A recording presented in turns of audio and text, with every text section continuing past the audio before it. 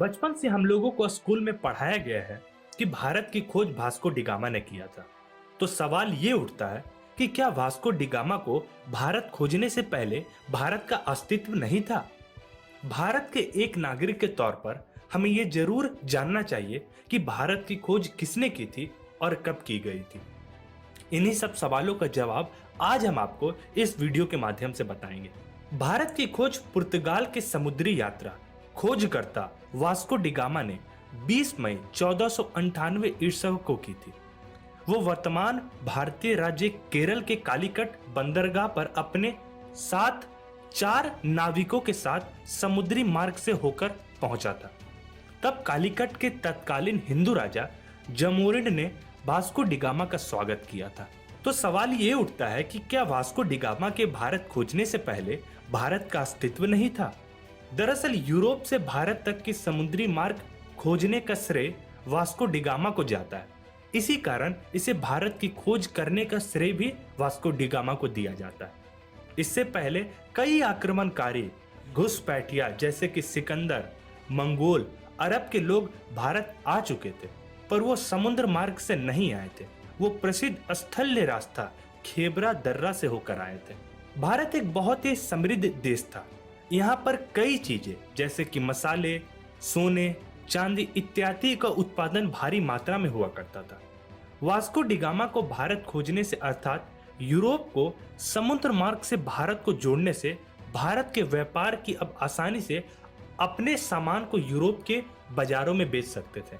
साथ में यूरोपियंस भी भारत से सामान ले जाकर अपनी मार्केट में बेचते थे और मोटा मुनाफा कमाते थे। भारत की खोज हो जाने से भारत अब वैश्वीकरण की ओर बढ़ गया था और पश्चिमी देशों से व्यापार के रूप में जुड़ गया था। पर इसके कारण यूरोपियन देश जैसे कि डच, फ्रांसीस, ब्रिटिश जब भारत में व्यापार के जरिए यहाँ की राजनीति में दखल देने लग गए थे और फिर धीरे धीरे इन्होंने भारत में अपनी कॉलोनी बसाने लग गए। फिर भारत को एक उपनिवेश बना दिया गया। वास्को डी गामा का जन्म 1460 ईस्वी में पुर्तगाल के सिंस शहर में एक रईस परिवार में हुआ था। ये पहले यूरोपियंस थे जिन्होंने समुद्र मार्ग से भारत पहुंचे थे। इन्होंने पहली भारत की यात्रा 1497 से लेकर 1499 में किया था। ये यूरोप से एशिया तक समुद्री मार्ग से यात्रा करने वाले पहले व्यक्ति थे। इस यात्रा के दौरान वास्को डी गामा को पता चला कि अटलांटिक महासागर और हिंद महासागर एक जगह पर आकर मिलता है। समुद्री मार्ग का पता चलना उस समय इतिहास एक बहुत बड़ी खोज के तौर पर देखी गई थी। इस कारण यह था कि अब यूरोप और एशिया के लोग आपस में समुद्री मार्ग के जरिए आसानी से व्यापार कर सकते थे। वास्को डी गामा के समुद्र मार्ग खोजने के कारण पुर्तगाली और साथ में और भी यूरोप के देशों को एशिया महाद्वीप में अपने साम्राज्यवादी स्थापित करने का रास्ता खुल चुका था।